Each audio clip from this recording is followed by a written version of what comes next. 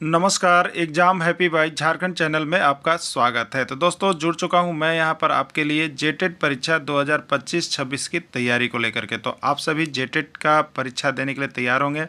जेटेट परीक्षा बहुत जल्द होने वाली है, तो आप सभी यहां पे क्लासेज के लिए अवश्य जुड़ेंगे। आपको बताते चले, जेटेट में तैयारी को लेकर के बहुत तरह से आपके मन में कौतूहल बना हुआ होगा कि किससे तैयारी करें, कहाँ से तैयारी करें। तो आपको बताते चले, जेटेट परीक्षा में यदि आपको परचम लहराना है तो आप झारखंड राज्य के अनुमोदित पाठ्यक्रम JCERT किताब को पढ़ना कभी भी नहीं भूलेंगे। बाहर का प्रैक्टिस सेट लेकर के यदि आप पढ़ रहे हैं तो वो आपके साथ धोखा हो रहा है, ठीक है। तो आप JCERT जैक का किताब ले लीजिए, जो कि आपको झारखंड राज्य के सरकारी विद्यालयों में मिलते हैं। अगर आपको नहीं मिल पाता है तो हम देखिए यहाँ पे झारखंड राज्य के सरकारी विद्यालय से आपको हूबहू हैंड रिटेन नोट्स डेली बना करके जो आपका न्यू सिलेबस आया है उसके आधार पर यहाँ पर सभी सब्जेक्ट का, चाहे आप 1 से 5 के शिक्षक हो, चाहे 6 से 8 का शिक्षक हो, सभी की तैयारी करवाते हैं।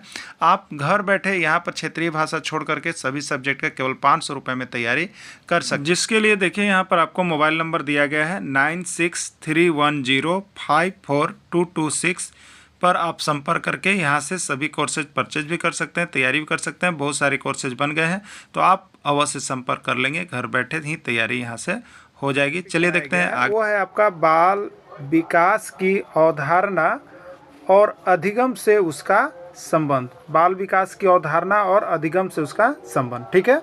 तो देखिए यहाँ पे 2 पार्ट पढ़ने को आ जाता है। एक आप पढ़िएगा अलग से कि बाल विकास की अवधारणा, ये अलग है, और दूसरा का आ जाता है बाल विकास का अधिगम से संबंध, ठीक है। तो देखिए बाल विकास की अवधारणा के बारे में हमने इसका पार्ट 1 में आपको करवा दिया है थ्योरी क्लास, ठीक है। बाल विकास की अवधारणा का टॉपिक किस में करवाया गया है, तो ये पार्ट 1 में करवाया गया केवल बाल विकास की अवधारणा का, ठीक है। हम लेकर के आए हैं आपके लिए पार्ट 2, ठीक है। ये क्या है, पार्ट 2 है। देखिए यहाँ पे लिखा हुआ है पार्ट 2, ठीक है। टॉपिक 1 का ये पार्ट 2 है। इसमें क्या है, तो वो पहला टॉपिक तो क्या हो गया, पहला टॉपिक हो गया बाल विकास की अवधारणा, और दूसरा टॉपिक हो गया बाल विकास का अधिगम से संबंध, या मिलेगा आपको विकास का अधिगम से संबंध, ठीक है। तो हम लोग ये पार्ट 2 को देख रहे हैं। इसमें क्या है, विकास का अधिगम से क्या संबंध है, यानी विकास और अधिगम एक साथ मिलेगा तो कितना प्रगति होगा, इसको हम लोग यहाँ पे देख लेंगे, ठीक है। ये थ्योरी क्लासेज है। इसका जो देखिए आपका वस्तुनिष्ठ प्रश्न मिलेगा वो आपका इसके बाद वाली क्लासेज पार्ट 3 में मिलेगी, और इसके बाद टॉपिक 1 जो है CDP का, चाहे आप 1 से 5 की तैयारी कर रहे हैं, चाहे 6 से 8 विज्ञान गणित शिक्षक सब के लिए ये CDP कंप्लीट हो जाएगा, ठीक है। उसके बाद हम लोग क्या करेंगे, तो देखिए CDP का यहाँ पर प्रैक्टिस सेट भी आपको 9 को करवा दिया गया ना। अब यहाँ पर 2-4 और प्रैक्टिस सेट के बाद CDP समाप्ति होगी और फिर से रिविजन सेशन हम लोग करेंगे, ठीक है। तो चलिए यहाँ पर जो शिक्षक अब तक नहीं जुड़ पाए हैं, आपको हैंड रिटेन नोट्स मिल रहा है। हैंड रिटेन नोट्स आपको एग्जाम में पढ़ के ही जाना है, क्योंकि यहाँ पर आपको हैंड रिटेन नोट्स जो है केवल जरूरी वाली चीज़ें बनाई गई है। बहुत कम यहाँ पर नोट्स आपको कम पढ़ना पड़ेगा और अधिक यहाँ से आपका एग्जाम में प्रश्न होगा। इसलिए आप सभी को परीक्षा जाने से पहले एक बार अवश्य पढ़ लीजिएगा, ठीक है। चलिए तो देखते हैं विकास का अधिगम से संबंध। अवधारणा को हम लोगों ने पार्ट 1 में देख लिया है। इसमें हम लोग देखेंगे विकास का अधिगम से कैसे संबंध जुड़ा हुआ है, ठीक है। चलिए यहाँ पर देखिएगा, विकास एवं अधिगम दोनों के माध्यम से बालक का व्यक्तित्व सही दिशा में होता है, ठीक है। यदि विकास कोई कर रहा है बच्चा, उसके साथ उसका क्या होगा, अधिगम होगा, ठीक है। अधिगम होगा तभी विकास होगा। विकास होगा तो उसमें कुछ न कुछ अधिगम जरूर कर रहा होगा, जिससे कि उसमें व्यक्तित्व का सही दिशा में विकास हो रहा है, ठीक है। विकास की प्रक्रिया भी सीखने की प्रक्रिया से संबंधित है। विकास किसी का कब कहा जाएगा, जब वह कुछ सीख रहा होगा, तभी आप कहिए कि हाँ उस बच्चा में विकास हो गया। इसलिए विकास और सीखना मीन्स क्या है, अधिगम। किसी भी नए व्यवहार, नए चीज़ को सीखना ही तो अधिगम है ना। तो इसलिए विकास और अधिगम एक साथ जुड़ा हुआ है, ठीक है। देखिए दूसरे शब्दों में यह कहा जाए कि विकास भी सीखने का ही एक अंग है।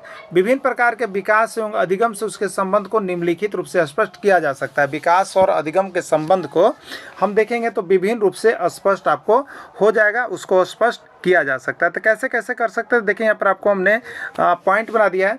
एक पहला चीज, शारीरिक विकास एवं अधिगम। शारीरिक विकास जिस तरह का होगा उसी तरह का आप अधिगम कर पाने में सामर्थ्य होइएगा। ठीक है, एक दिव्यांग, पैर से दिव्यांग बालक जो है एक अच्छी तरह से कबड्डी नहीं खेल सकता, अच्छी तरह से क्रिकेट नहीं खेल सकता, अच्छी तरह से हॉकी नहीं खेल सकता है, क्योंकि उसमें उसके लायक अधिगम हो नहीं सकता। एक स्वस्थ खिलाड़ी अच्छा क्रिकेट खेलने सीख सकता है, अच्छा कबड्डी खेलने, अच्छा फुटबॉल खेलने। तो ये क्या है, शारीरिक विकास से जुड़ा है। अगर शारीरिक विकास जिसका अच्छा है वो हर तरह के कार्यक्रम को कर सकता है, अधिगम को कर सकता है, और जिसका शारीरिक विकास सही नहीं है वो हर तरह के अधिगम को नहीं कर सकता है। ठीक है, चलिए दूसरा है मानसिक विकास एवं अधिगम का संबंध। मानसिक विकास एवं अधिगम का संबंध, ठीक है, कि मानसिक विकास एवं अधिगम का संबंध, यानी जिस तरह का आपका मानसिक विकास होगा, मानसिक विकास जिस तरह का होगा आप उसी तरह का अधिगम को कर पाएंगे। ठीक है, जैसे कहने का मतलब यहाँ पर है कि मानसिक विकास और अधिगम से मेरा कहने का मतलब है कि एक बच्चा में जिस तरह का मानसिक विकास होगा उसी तरह का वो अधिगम कर पाएगा। ठीक है, कर पाएगा। तीसरा है संवेगात्मक विकास एवं अधिगम से संबंध। जिस तरह का संवेग होगा, क्रोध, जिस व्यक्ति में ज़्यादा क्रोध होगा वो अच्छी चीज़ों को नहीं ग्रहण कर सकता है, जिस व्यक्ति में नम्रता होगी वो अच्छे से चीज़ों को ग्रहण कर सकता है। तो संवेगात्मक जो है वो भी अधिगम से जुड़ा हुआ है। ठीक है, चारित्रिक विकास एवं अधिगम से संबंध, जिसका अच्छा चरित्र होगा वह अच्छे अच्छे अधिगम को सीखेगा, अच्छे अच्छे कार्य को करेगा, तो चारित्रिक विकास भी अधिगम से जुड़ा हुआ है। भाषा विकास एवं अधिगम से संबंध, जिस तरह भाषा का विकास होगा उसी तरह से उसका अधिगम हो पाएगा। सामाजिक विकास का अधिगम से संबंध। ठीक है, तो इस तरह से विभिन्न पॉइंटों को हम लोग यहाँ पे देखेंगे। जो मुख्य पॉइंट है उसको आप देख लीजिएगा, जिससे कि आप यहाँ पर जो सामाजिक जो विकास की अवधारणा और अधिगम से संबंध है उसको आप कर पाएंगे। ठीक है, चलिए, तो विकास का अधिगम से संबंध ये आप देखिएगा। पहला है यहाँ पे, पहला शारीरिक विकास एवं अधिगम, फिजिकल डेवलपमेंट एंड लर्निंग। शारीरिक विकास अधिगम से किस प्रकार जुड़ा है इसको हम लोग विभिन्न उदाहरण के माध्यम से यहाँ पर देखेंगे। ठीक है, देखिए पहला पॉइंट है यहाँ पर आपको, शारीरिक विकास के आधार पर ही बालक विभिन्न प्रकार के अधिगम को सीख जाता है। जैसे एक बालक के पैर स्वस्थ रूप से विकसित होते हैं तो वह निर्धारित समय में चलना सीख जाता है।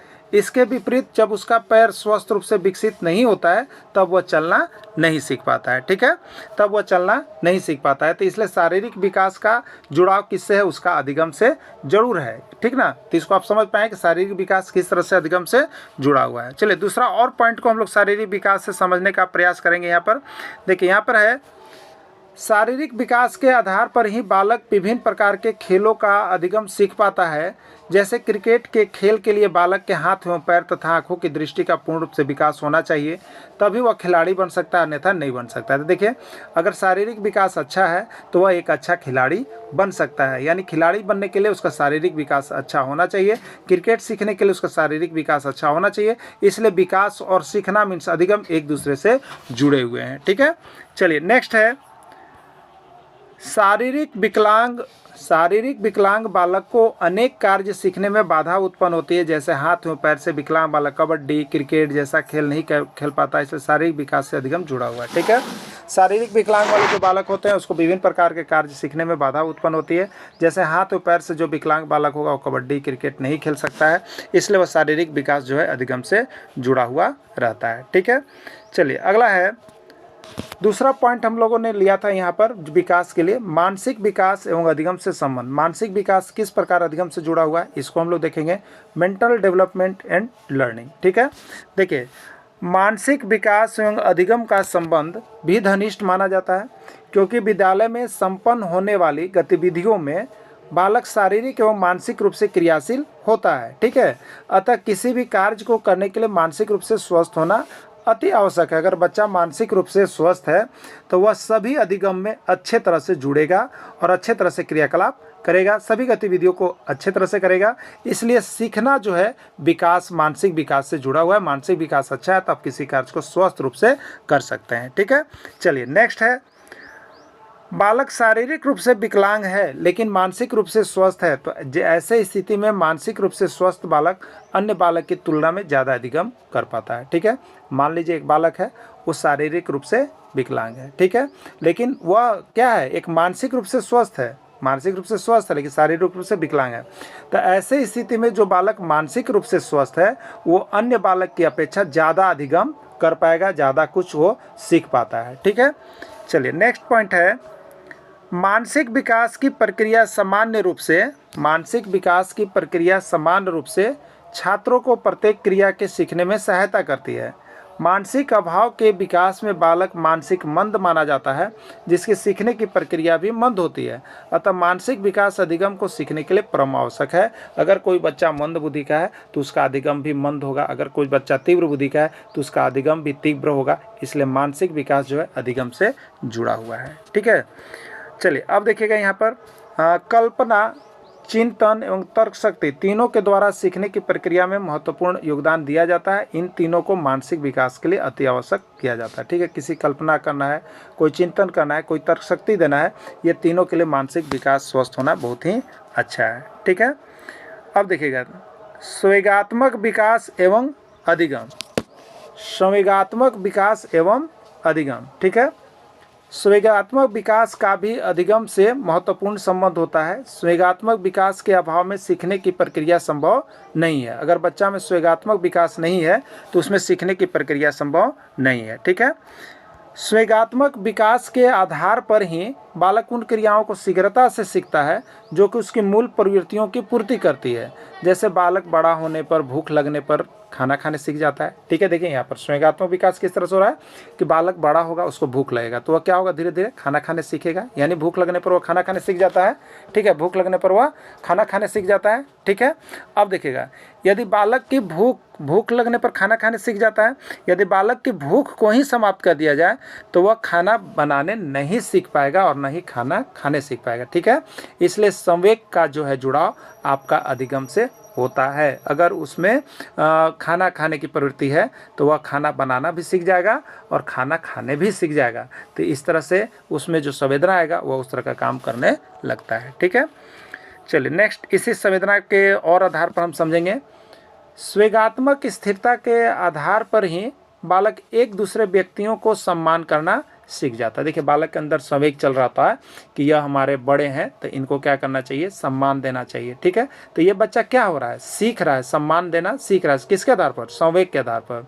अगर उसको लगता है कि हमें खून नहीं करना चाहिए तो वो बच्चा क्या होता है, किसी के प्रति यहाँ पर क्या है, संवेग के प्रति है कि हमें चाकू चलाने से क्या हो सकता है कि इसकी जान जा सकती है। इसलिए वो सीख जाता है कि चाकू हमें नहीं चलाना चाहिए। पत्थर चलाने पर किसी को चोट लग सकता है और चोट बहुत भयानक होता है, तो इसके अंदर संवेग आ गया है। तो ये संवेग से ही यह चीज़ सीख जाएगा कि हमें किसी पर पत्थर नहीं चलाना चाहिए। तो संवेगात्मक विकास का जो है अधिगम से जुड़ाव होता है। ठीक है, इसी तरह देखिएगा आपको खेल के मैदान में जब बच्चा जाता है तो उसके अंदर संवेग होता है। वो क्या होता है, आज्ञाकारी बन जाता है और नियम का पालन करना सीख जाता है। ठीक है, इस प्रकार संवेगात्मक विकास के आधार पर ही इस प्रकार का अधिगम हो पाता है। उसके अंदर संवेग आ जाता है तो जब क्रिकेट मैदान में जाता है तो उसके दिमाग में रहता है कि लंघी मारेंगे तो आदमी गिर के उसका हाथ पैर टूट सकता है। ठीक है, लंघी मारने पर हमें क्या हो सकता है, प्लांटी हो सकता है। लंघी मारने पर हम क्या हो सकता है, हमको सजा हो सकता है। तो ये सभी चीज़ क्या हो रहा है, खेल के मैदान में सीख रहा है। ठीक है, तो ये सीखना जो है अधिगम से जुड़ा हुआ है। ठीक है, तो इस तरह से बालक का विकास जो है उस अधिगम, तो इस बालक में क्या हो गया, विकास हो गया कि वह रूल नियम की जानकारी उसको होने लगा है, वो फॉलो करने लगा है। ठीक है, चलिए नेक्स्ट है चारित्रिक विकास का अधिगम से संबंध। चारित्रिक विकास का अधिगम से संबंध। चारित्रिक विकास एवं अधिगम की प्रक्रिया में घनिष्ठ संबंध पाया जाता है। समाज में चरित्रवान व्यक्तियों की प्रतिष्ठा होती है जिसमें सभी बालक उन गुणों को सीखने का प्रयास करता है जिससे कि व्यक्ति को समाज में इज्जत मिल सके। ठीक है, तो चारित्रिक विकास का क्या होता है, अधिगम से में घनिष्ठ संबंध पाया जाता है और समाज में चरित्रवान व्यक्ति की प्रतिष्ठा होती है। तो इससे क्या होता है कि जैसे अब चरित्रवान व्यक्ति आपको प्रतिष्ठा मिल रहा है तो अगला जो बालक होता है, अगला जो पीढ़ी होता है वो भी सोचता है कि हम ऐसा बोले कि हमको भी उनके जैसा इज्जत मिले। तब वह क्या सीख जाता है, वह सीख जाता है कि यदि अब चारित्रिक विकास आप में है तो आप यहाँ से क्या हो सकते हैं, समाज में आपको इज्जत मिलता है, इसलिए वो चारित्रिक विकास करने लग जाता है। तो ये क्या हुआ, तो ये विकास है और ये इसका अधिगम है, नया सुधार होने लगा। तो ये इस बच्चा में अधिगम कार्य कर रहा है। तो चारित्रिक विकास के आधार पर भी यहाँ पर अधिगम का जुड़ाव है। ठीक है, चारित्रिक विकास में नैतिकता एवं मानवता का समावेश होता है। इससे बालक में उन सभी क्रियाओं को करने में रुचि उत्पन्न होती है जो कि सार्वजनिक कल्याण से संबंधित होती है। सार्वजनिक कल्याण की क्रियाओं एवं संबंध मानवीय एवं नैतिक मूल्य से होता है। इस प्रकार चारित्रिक विकास सीखने में मदद करता है। तो इस प्रकार और अधिगम एक साथ जुड़ा हुआ है। ठीक है, तो चारित्रिक विकास से संबंधित व्यवस्था के अंतर्गत छात्रों में विद्यालय के अंतर्गत उन क्रियाओं को सिखाया जाता है, ठीक है, जिसमें राष्ट्र एवं बालक के हित में होता है। इन क्रियाओं के आधार पर ही बालक अनेक प्रकार की शैक्षिक और सामाजिक क्रियाओं कर पाता है। ठीक है, तो देखिए क्या होता है, बालक को यहाँ पर जो है स्कूल में उनके चारित्रिक विकास के अंतर्गत समाज से प्रेम की भावना, राष्ट्र प्रेम की भावना, ठीक है, एवं स्वयं के हित की भावना, ये सभी चीज़ें उनमें सीख रहे होते हैं बच्चे। इसलिए वो क्या करते हैं, किसी समाज में जाते हैं तो समाज का कल्याण करने की कार्य करते हैं, राष्ट्र के लिए कल्याण के प्रति समर्पित रहते हैं और स्वयं जो ऐसे काम करे जिससे किसी को नुकसान ना हो। तो ये क्या होता है, तो ये चारित्रिक विकास से बच्चे सीख रहे होते हैं कि इसको करने से हमारे समाज में संदेश अच्छा जाता है। ठीक है, तो इस तरह से हम यहाँ पर चारित्रिक विकास का भी अधिगम से जुड़ाव होता है। ठीक है, चलिए नेक्स्ट पॉइंट है सामाजिक विकास का अधिगम से संबंध। सामाजिक विकास किस तरह अधिगम से जुड़ा हुआ है। ठीक है, सामाजिक विकास की प्रक्रिया विद्यालय एवं परिवर्तन दोनों में ही संपन्न होती है। बालक अनेक सामाजिक क्रियाओं को विद्यालय जाने से पूर्व सीख लेता है। जैसे बालक सामाजिक संबंध एवं उनके अनुरूप व्यवहार करना, ये सभी सीख जाता है। एक बालक जो होता है उसमें सामाजिक विकास का जो विस्तार होता है वो पहले से ही हुआ रहता है। ठीक है, जैसे अगर कोई बालक है विद्यालय जा रहा है तो वह ये दिमाग में उसके मन में ये बात रहती है कि हमें विद्यालय में जाने के बाद जो है बच्चों से शांतिपूर्ण व्यवहार करना है, अच्छे तरह से उनके साथ बैठना है, लड़ाई झगड़ा नहीं करना है। ये सारी चीज़ें वो सीख रहे होते हैं। ठीक है, और कुछ कुछ चीज़ें वो घर से सीख के जाते हैं जो उनके माता पिता के द्वारा उनको दिया जाता है। ठीक है, यानी सामाजिक विकास जो है वो क्या होता है, तो देखिए सामाजिक विकास उनमें हुआ कुछ न कुछ घर पर।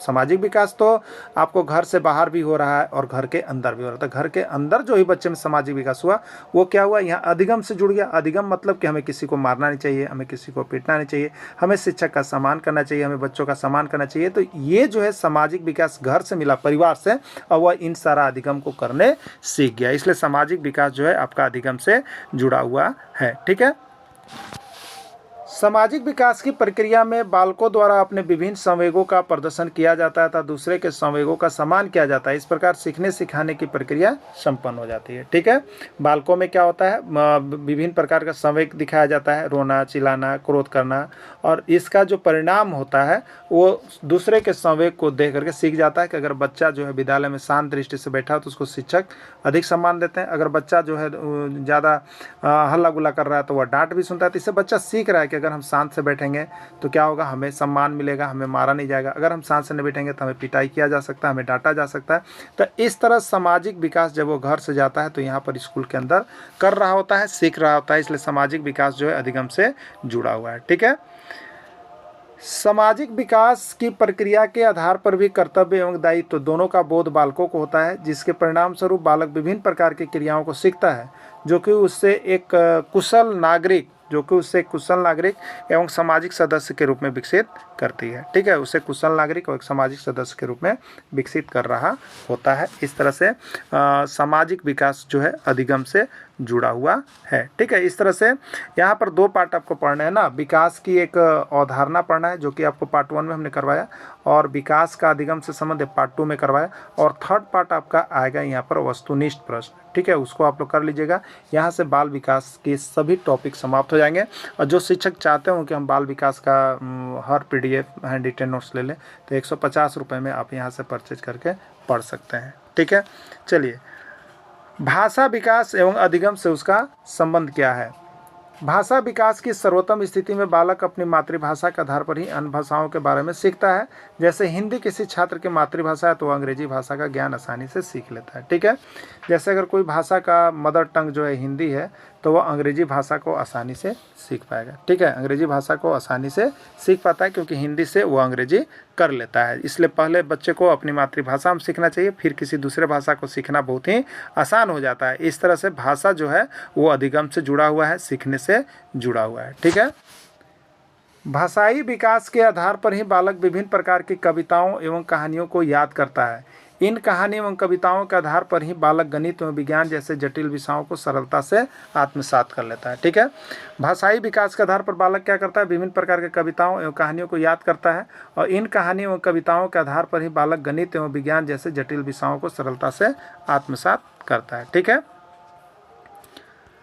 भाषाई विकास संप्रेषण का प्रभावी माध्यम है। शिक्षक एवं छात्र के बीच शिक्षण अधिगम प्रक्रिया में छात्र अपने विचारों जिज्ञासाओं को भाषा के माध्यम से प्रकट करता है। ठीक है, भाषा विकास जो है संप्रेषण का, बोलने का एक बहुत ही प्रभावी माध्यम है, जिसके बीच शिक्षक एवं छात्र के बीच क्या होता है, शिक्षण अधिगम प्रक्रिया जब चल रहा होता है तो छात्र अपने विचारों जिज्ञासाओं को भाषा के माध्यम से प्रकट करते हैं और वह यह सीख पाते हैं कि हमें क्या करना चाहिए, समाज में क्या नहीं करना चाहिए, हमें भाषाई विकास में क्या सहयोग होता है और नहीं होता है। इसलिए भाषाई विकास जो है आपको यहाँ पर अधिगम से जुड़ा हुआ है। ठीक है, तो इसकी थ्योरी क्लासेज यहाँ पे समाप्त हो गई है।